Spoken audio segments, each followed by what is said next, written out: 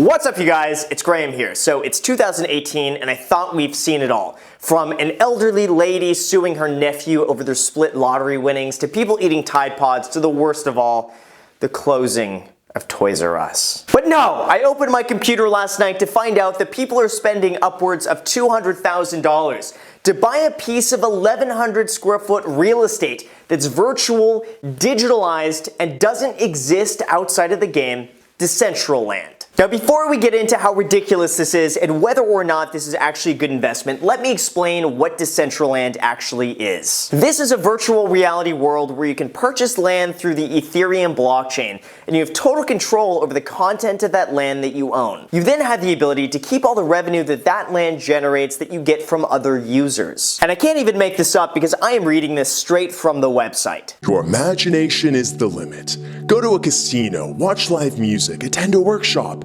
shop with friends, start a business, test drive a car, visit an underwater resort, and much, much more. All within a 360-degree virtual world. Hey, what's up, man? Hey, just want to see what you're up to this weekend. If you're free, maybe we can hang out, grab some drinks, test drive a car, visit an underwater world. What do you have in mind? It sounds okay. I mean, I'm not really down with that real life stuff anymore, but how about we just do this all online instead? But despite common sense, this isn't stopping people from spending a considerable amount of money buying and developing virtual land. And this has actually proved rather profitable for those that got in early. This virtual city is known as Genesis City, and Scarcity is the name of the game because only 90,000 plots of land will be available to be sold. After that, there's no more. It's all gone. The most expensive plot of land so far has sold for $200,000 near its central plaza, which is near the area where users first begin when they first arrive in the game.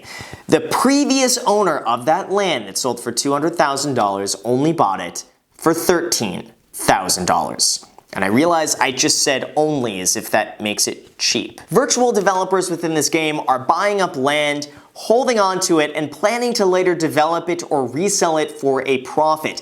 And this is not stopping developers from asking exorbitant amounts of money for the land that they've already purchased. Take this plot of land, for instance. That is equivalent to $700,000 US. Or how about this one over here, asking $210,000 US. Now, this is not the first time that people are paying a lot of money for virtual items. Practically every video game out there now offers the freemium business model, where they give you the game for free, and then once you start enjoying the experience, you can later pay for upgrades or additional features. This is a very, very smart business move that's taken over the way gaming and app developers are moving their businesses, but how far is too far? Consider this. A former client of mine, John Jacobs, purchased Club Never Die within the Entropia universe for $100,000 in 2005. Within 8 months, he recouped his initial investment of $100,000 by selling off smaller portions of his purchase. Then just 5 years later, in 2010, John sold off the remainder of his holdings, and Club Never Die became the most expensive virtual object ever sold in the world. And that sold for $635,000. Or how about those party hats in RuneScape, which are now selling for thousands of dollars? For something that doesn't exist outside of a virtual world. Here's the problem from the way I see it. On one hand, you have the utility value for what something is actually worth. In a game like Decentraland, this could be how many active daily users you have, how much income that land actually produces that you can use in the real world to buy real things, and also whether or not the user growth of the site is growing or declining. Then from there, we can come up with a value for what that land is really worth, given the risk of the game and the ROI and how that land could be monetized. This is the land's intrinsic value, because just to say something is worthless because it's virtual couldn't be further from the truth, because there is some type of value that we have to give to the land given what it can create and given how many people use the site. But where many people tend to get carried away is simply with the greater fool perspective. This is the perspective that I am willing to pay whatever price needed to get something simply because I believe someone else will be willing to pay more than I did. Then it becomes a game of musical chairs where eventually someone is left without a chair. And by chair, I mean money. So they're left without money. And speaking of that, we can pretty much describe 99% of cryptocurrencies in December. CryptoKitties, tulips, tech stocks, real estate in 2006, and a million other speculative investments that simply just imploded when they hit a saturation point. The problem that I see with Decentraland is that there's not really a need for the game. It doesn't really solve a problem. Sure, all of this could be seen as entertainment, but let's be real. Netflix could be just as entertaining for $10 a month, or even subscribing to my channel, which hopefully you're already subscribed and you hit the like button. My channel is just as entertaining for free. There are also plenty of other games out there where you don't purchase land for $200,000+. But the real question is if people will actually want to play this game on a regular basis.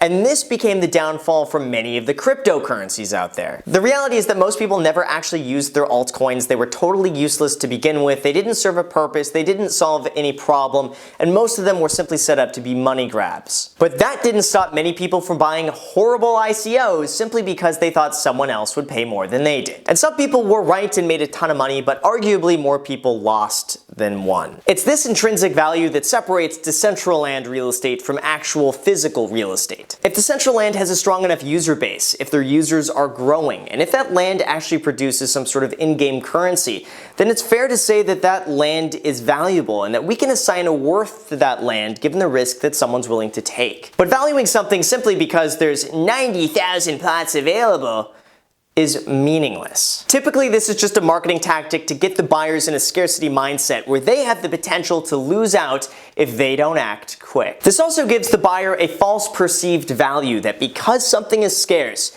it must be worth more, which is very untrue. This is something I've never understood about so many limited edition items, including cryptocurrency. Who cares if there's only 10,000 of something if nobody wants it in the first place? I'd argue this same concept applies to virtual land as well. There's nothing proprietary about this, and there's nothing stopping me from going and creating Gramland with only 10,000 spots available. But let's be real here. Scarcity and saying something is limited works very, very well. As much as we don't want to admit it, psychology sells, and it's often our emotions that drive what we decide to buy. For instance, if I told you that you only have 2 hours to buy this wallet and then the price doubles, you would be more likely to buy it. If I coupled that offer with, there are only 10 of these available and after that they're never making this again, you would be slightly more likely to buy it. And then if I took it a step further and I said that there's only one wallet left, and then after this, it's sold and it's gone forever. As long as I could demonstrate a perceived value for this wallet,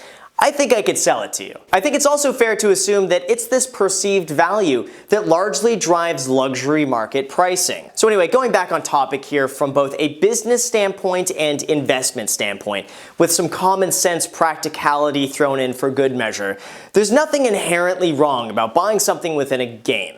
We've all done that. If buying an item gives you an edge over someone else in terms of gameplay, then it simply becomes an advantage that increases your level of enjoyment throughout the game. At that point, you're really just spending money on entertainment, much like you would spend money on a movie or a night out on the town, and that purchase then has a measurable intrinsic value to it. But where it gets interesting is the meaning behind what we give certain items online. Like spending $3,000 on a RuneScape party hat that has no inherent edge over the game might be worth it for a RuneScape enthusiast who has the type of finances to drop that kind of money. Or spending $10,000 on a virtual plot of land might be someone's idea of enjoyment, much like someone else would spend $10,000 buying a Mazda Miata and modding it. There's nothing wrong with either choice. So from that perspective, it's all good. But what about for an investment? And this is where we begin going down the rabbit hole. We've seen this time and time again with cryptocurrency or CryptoKitties, that if there is no intrinsic value, it will eventually fail. In order for something to be a viable long-term investment, it must have some type of utility value.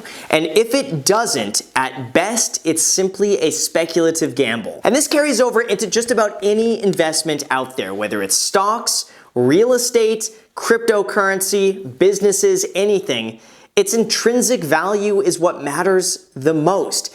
If it doesn't have any value there, don't buy it. Very simple stuff. So what is my opinion on Decentraland? And personally, I feel like it's a very generic concept with nothing stopping other companies from just simply copying the same thing over and over and over again within different games. I don't really see anything proprietary about this or anything overly unique about this that would prevent other games from simply implementing this in their own way and then trying to capitalize on it. Now, if Decentraland actually gets so big as to compete with like RuneScape or Minecraft, then definitely this land could actually become worth quite a bit of money. But that again ties back into the fact of having intrinsic value, where you have a growing user base and it's actually providing something within the game that then makes the land worth real money. That's in direct opposition of what's currently going on, which seems like investors are just buying up this land because they believe it's going to be quick, easy money. The sad reality is that I feel like investors are really the ones driving this type of market instead of the actual users, which make the market valuable to begin with. And if this is the case,